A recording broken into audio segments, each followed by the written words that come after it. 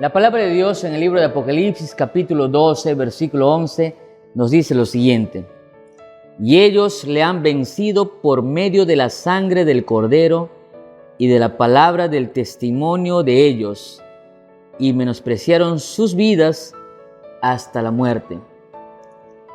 Es interesante que cuando una persona está a punto de decidir por Jesús a través del bautismo, surgen dudas y surgen muchas preguntas. Y también, por supuesto, algunas excusas. En mi caso, cuando en un momento me vi confrontado con las verdades de Dios, con la Biblia, con la palabra de Dios, yo llegué a la conclusión de que sí, este era el lugar. Este era el lugar correcto. Esta era la iglesia que me enseñaba lo que la Biblia decía. Pero en mí había dudas. Y si me bautizo, ¿cómo podría yo dejar de hacer las cosas que estaba acostumbrado de hacer por muchos años?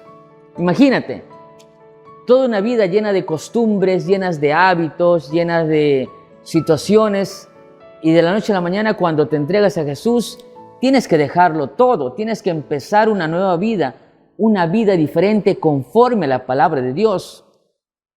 Había dudas, y sí, yo no quería tomar esa decisión porque tenía miedo de fallar.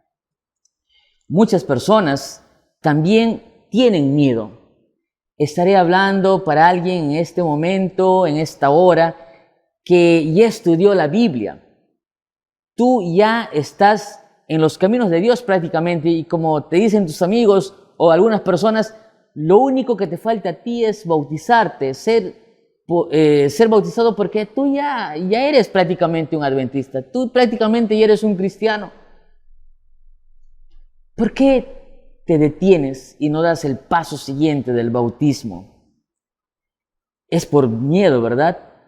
¿Pero miedo a qué? Miedo a fallar. Sí, también me pasó lo mismo. Yo tenía miedo de fallar. Yo decía, yo no quiero ser como tantas personas o como tantas otras personas que un día se bautizan, un día toman la decisión de seguir a Jesús, un día inician una nueva etapa, pero al final de algunos o pocos días recaen o tienden a equivocarse o a volver a sus antiguas costumbres, hábitos. Esa era una de las razones del por qué yo no tomaba el paso del bautismo. Sin embargo, en mi mente yo creía que en algún momento de mi vida, en algún momento yo iba a dejar de hacer las cosas antiguas, lejos de la Biblia, y de pronto un día iba a amanecer ya sin ganas de ninguna tentación. Entonces esperaba ese día.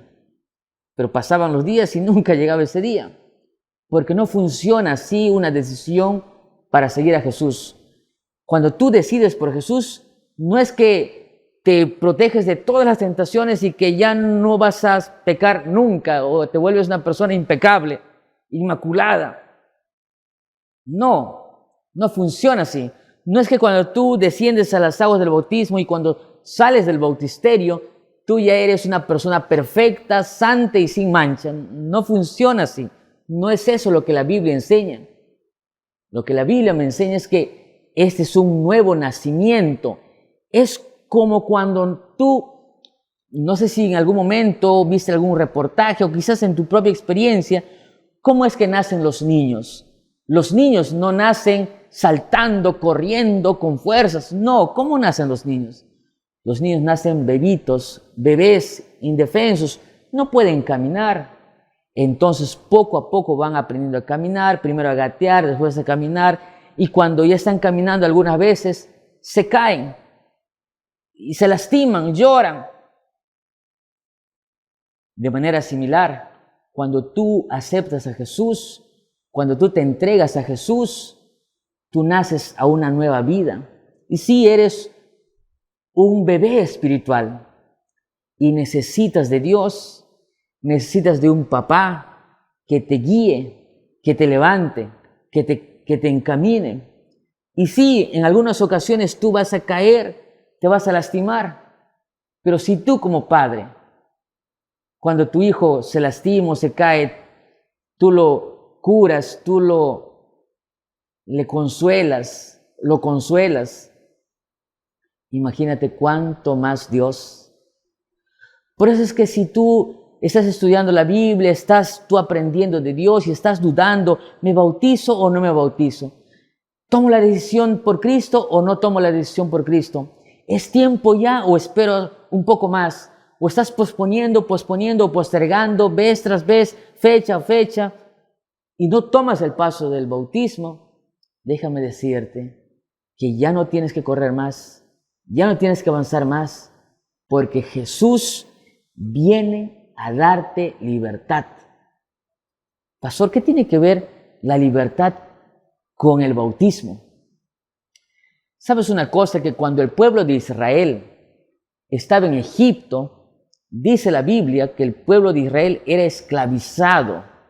Es decir, el pueblo de Israel en Egipto era un pueblo esclavo. Capítulo 1, 2, 3, 4 en adelante de Éxodo, dice que el pueblo de Israel estaba en Egipto como un pueblo esclavizado. Entonces Jesús, dice la Biblia, o Dios llama a Moisés y le dice: he visto la aflicción de mi pueblo, que ellos están sufriendo, están siendo esclavizados, pero ellos no tienen por qué seguir así. Por lo tanto, yo los libertaré. Y dice la palabra de Dios que usó a Moisés y Aarón, su hermano, para que finalmente a través de ellos pueda hacer milagros portentosos, y finalmente llevó al pueblo a salir de Egipto y enrumbarlos rumbo a la tierra prometida. Es interesante que una de las preguntas que uno se hace es ¿por qué Dios tenía que sacarlos de Egipto a fin de llevarlos a la tierra prometida, a la tierra de Canaán? Claro, la respuesta es muy sencilla, porque mientras ellos vivían en el territorio de Egipto, mientras el pueblo de Israel viviera dentro de los territorios o de los límites de Egipto, ellos no podían ser libres. Egipto representa el terreno de la esclavitud. Egipto representa el terreno del cautiverio. Egipto representa el terreno de las cadenas, de la servidumbre. Entonces, Dios los tenía que sacar del territorio de Egipto, de los límites de Egipto, para que ellos fueran un pueblo libre, para que vayan a Canaán. Sin embargo, entre Egipto y Canaán, ellos tenían que cruzar por un lugar extraordinario que se constituyó un milagro. ¿Recuerdas? Sí, el Mar Rojo. Tú conoces la historia, capítulo 12 del libro de Éxodo, dice que el pueblo de Dios, el pueblo de Israel, salió, sí, de los contornos de Egipto rumbo a Canaán y cruzó el Mar Rojo. Capítulo 13 también del libro de Éxodo. Si es que el pueblo de Israel no hubiera cruzado los límites del Mar Rojo, los egipcios los hubieran seguido persiguiendo y hasta capturado, y nuevamente los hubiera convertido en esclavos. Aun cuando ellos habían salido y se habían escapado, habían tomado la decisión de abandonar Egipto, si ellos no salían de los límites de Egipto, ellos podrían ser capturados nuevamente por los egipcios y nuevamente esclavizados. Entonces, si tú o si el pueblo de Israel quería ir a la tierra prometida, si el pueblo de Israel quería ser un pueblo que viva en plenitud en una tierra donde fluye leche y miel, tenía que salir de Egipto y cruzar el Mar Rojo. ¿Qué representa cruzar el Mar Rojo? Pedro nos diría que el cruce del Mar Rojo representa el bautismo. Sí, Solo cuando nosotros cruzamos el Mar Rojo, nos adentramos al territorio de Dios. Es decir, abandonamos el terreno de Egipto, del enemigo, donde el enemigo nos puede esclavizar, nos puede lastimar, nos puede capturar, nos puede lastimar y hacernos daño, para irnos al territorio de Dios. Y el paso, el milagro, es el Mar Rojo. Y el Mar Rojo en este tiempo es el bautismo. Por eso es que el bautismo es un milagro. Por eso es que el bautismo, al igual que el cruce del Mar Rojo, que hoy mucha gente cuestiona y dice, no creo que sea cierto, es improbable, no hay evidencias, dicen algunos críticos de la Biblia, y sin embargo, es la verdad, es la palabra de Dios. Y aunque parezca increíble, aunque parezca un evento extraordinario y aunque parezca un evento inexplicable, muy probablemente al entendimiento del ser humano, es un hecho real porque es un milagro. Y los milagros no se cuestionan, los milagros se aceptan. El bautismo es un milagro. El bautismo es un evento milagroso. Ya tuviste gente que estaba esclavizado por sus deudas, sus adicciones, sus problemas. Finalmente un día aceptaron a Jesús y tú dices, wow, ¿qué pasó con esa persona? Estás irreconocible. No es que esa persona decidió apenas, no fue su propia fuerza de voluntad apenas, fue Dios quien le ayudó a obrar esa nueva vida. Por eso, si tú estás dudando, estás con miedo a entregarte a Jesús, tranquilo. Cuando tú te entregas a Jesús, tú vienes a ser parte del terreno de Dios, del territorio del pueblo de Dios. Y el enemigo, así como el faraón y sus huestes y sus ejércitos fueron tras el pueblo de Israel para capturarlo. Y cuando llegaron, no pudieron hacerle nada porque estaba allí en medio el Mar Rojo.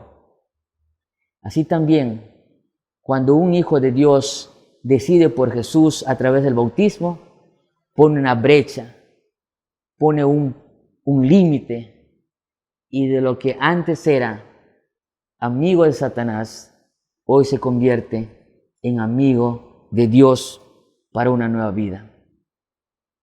El texto dice en Apocalipsis capítulo 12, versículo 11, dice lo siguiente: y ellos le han vencido por medio de la sangre de Cristo.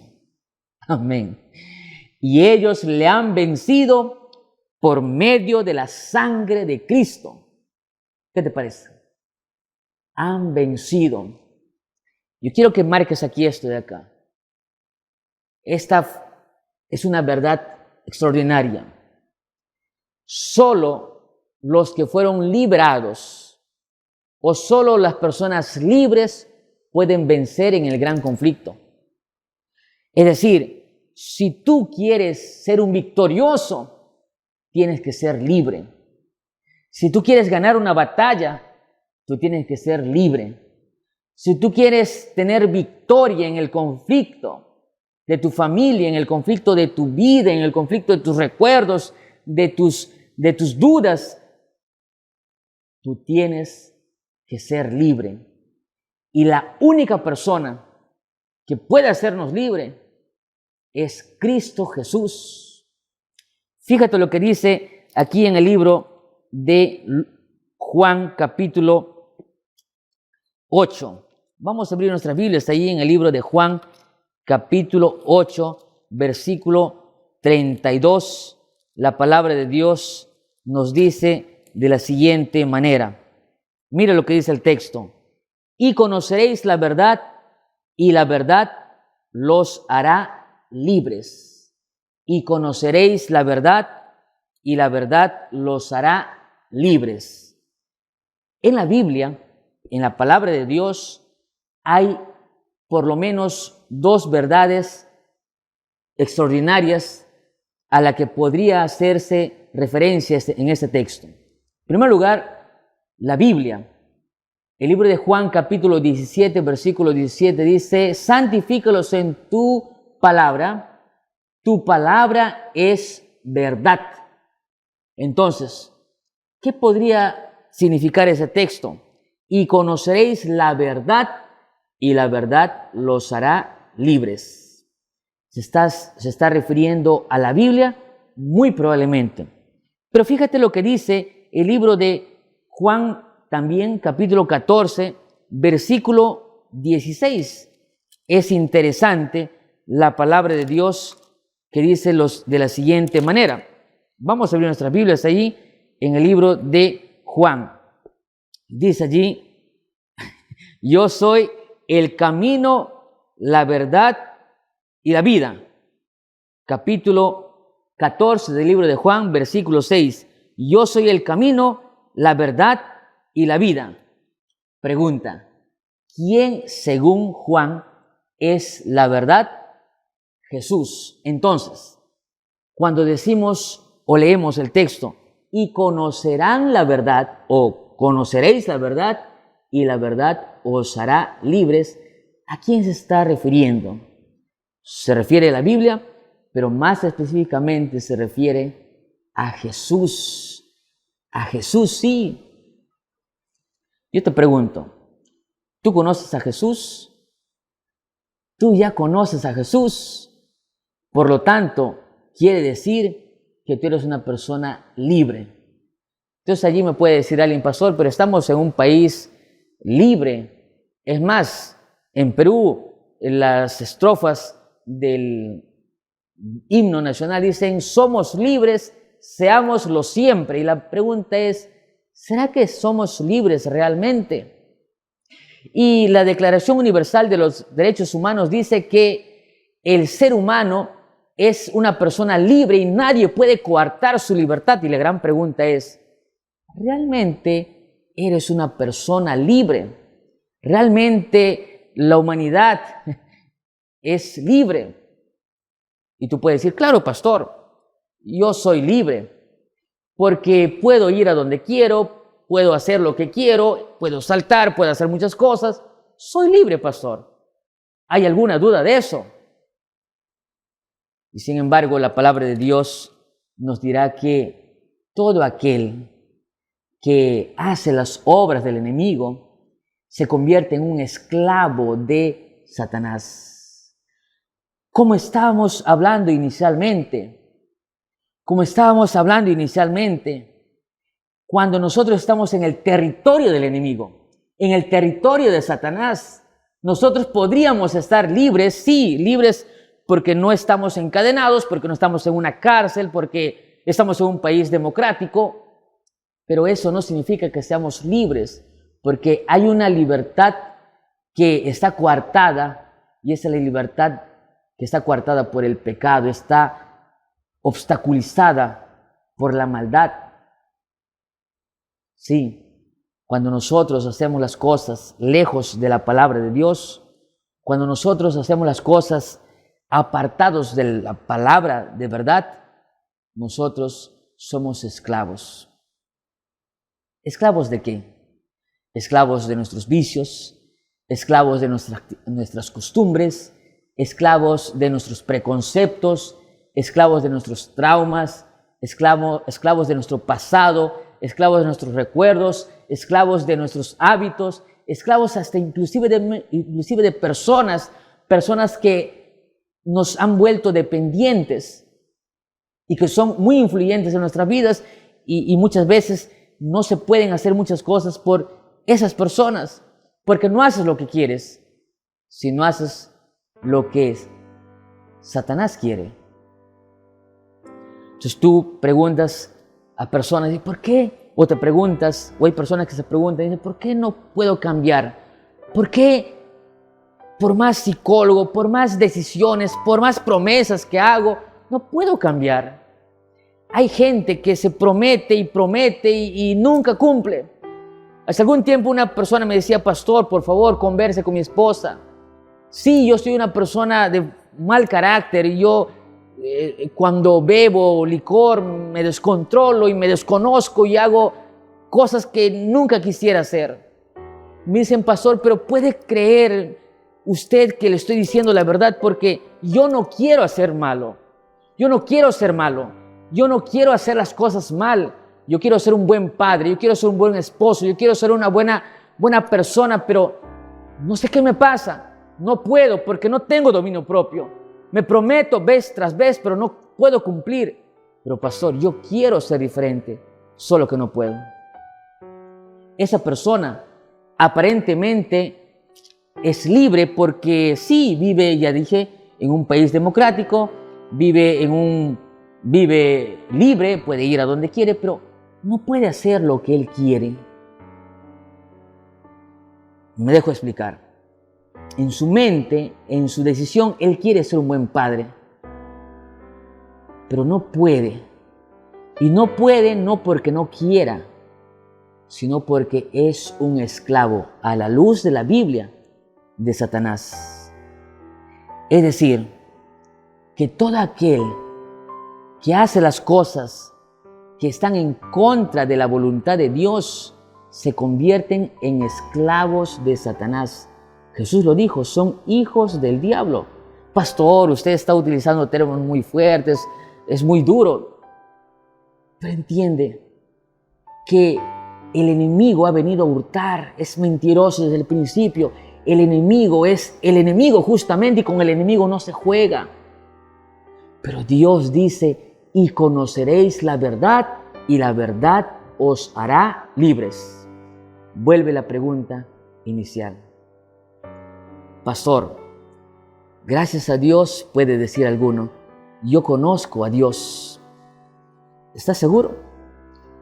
¿Tú conoces a Dios? ¿Tú conoces a Jesús? Sí, pastor, lo tengo pegado ahí en mi pared. Sí, pastor, lo tengo colgado aquí en mi crucifijo. Sí, pastor, lo tengo aquí en mi billetera, en una calcomanía o una estampita. Conocer a Jesús es más que solamente es rezar el Padre Nuestro o asistir a la iglesia o al templo. No.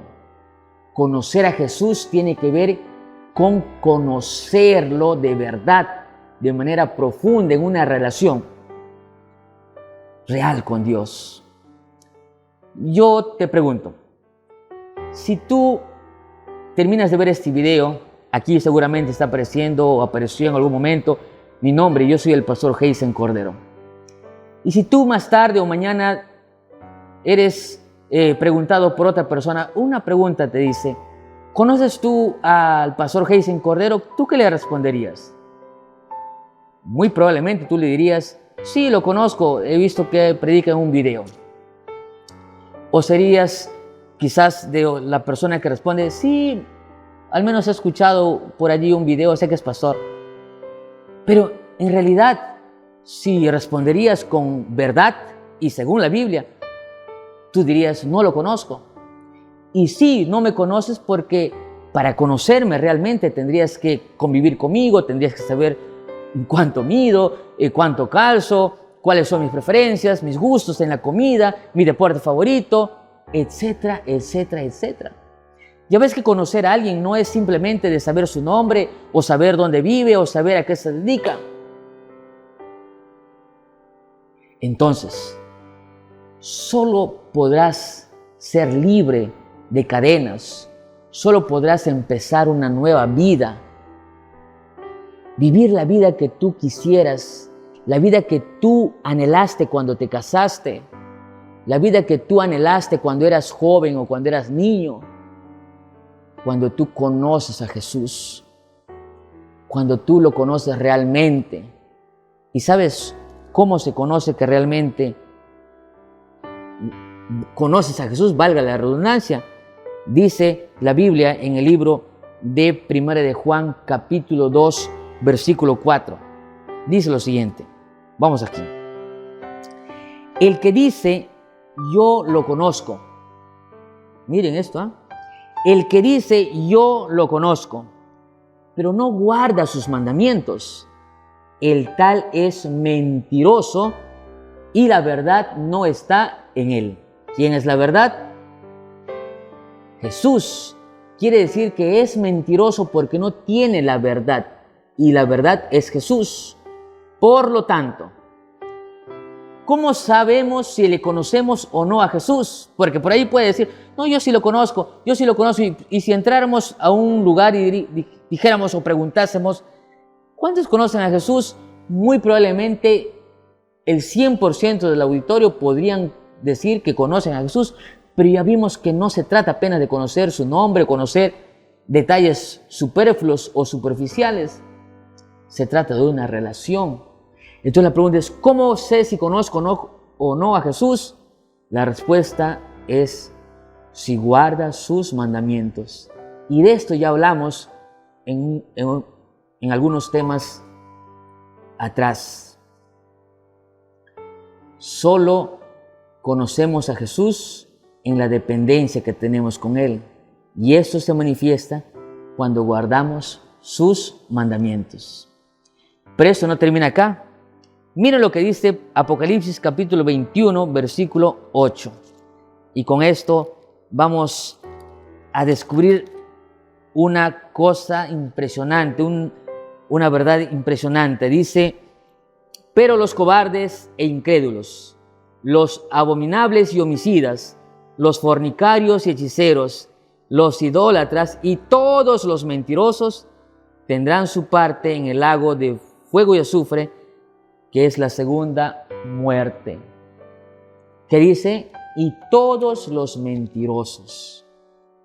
Este texto está refiriéndose o está haciendo referencia a la tierra nueva.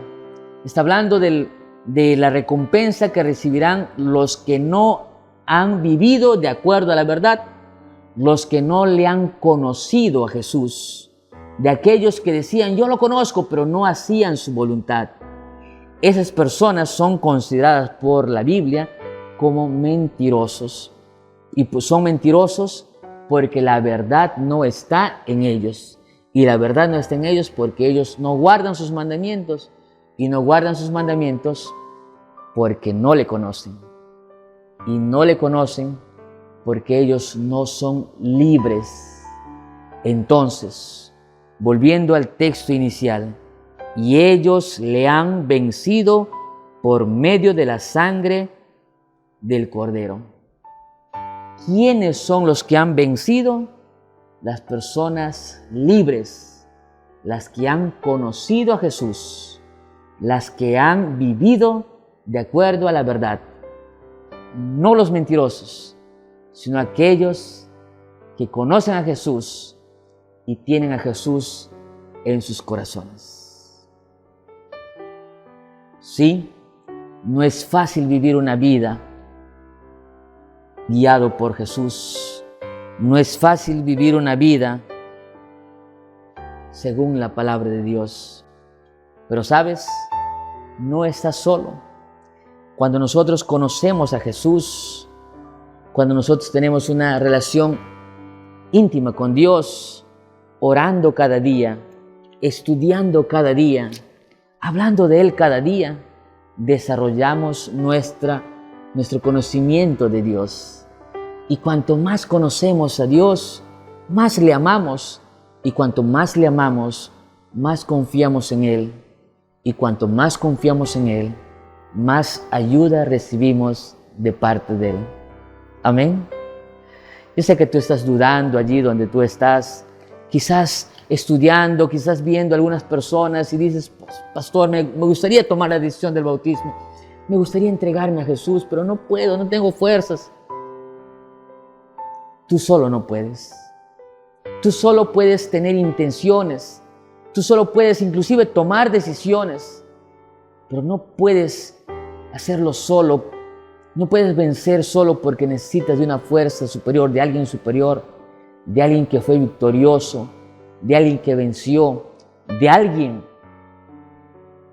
que está dispuesto también a ayudarte. No sé qué estás pasando, no sé lo que estás viviendo, pero sí sé que Dios es poderoso, te ama y quiere ayudarte, quiere darte libertad, porque solo con libertad es posible la victoria en Cristo Jesús. Amén. Allí donde tú estás, hoy puedes entregarle a Jesús tu corazón y tu vida. Allí donde tú estás, puedes empezar una nueva historia. Jesús puede empezar un cambio en tu corazón y en tu vida. ¿Estás dispuesto a ello? Hoy puedes empezar una nueva historia. Allí donde tú estás, escribe en los comentarios, busca un templo adventista, llama a un adventista, escríbenos y entrégate a Jesús. Si esta es tu decisión, inclina tu rostro allí donde tú estás. Padre, en tus manos poderosas encomiendo la vida de tu hijo, de mi amigo que está escuchando, de mi amigo que está viendo el video, de la joven, de la señorita, de la persona que está asistiendo a este video. Haz un milagro en su vida. Dale libertad, libertad para que sea victoriosa. En el nombre de Jesús. Amén, Señor.